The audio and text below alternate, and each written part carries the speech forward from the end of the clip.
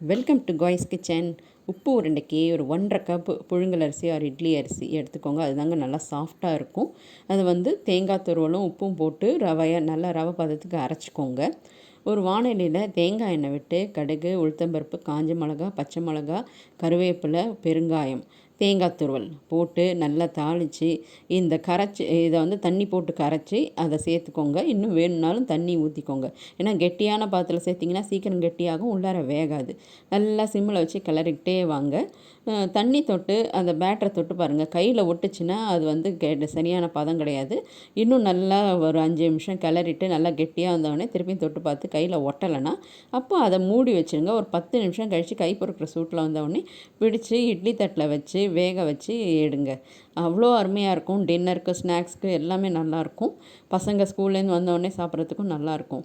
பிடிச்சிருந்தால் லைக் பண்ணுங்கள், ஷேர் பண்ணுங்கள், சப்ஸ்கிரைப் பண்ணுங்கள். தேங்க்யூ.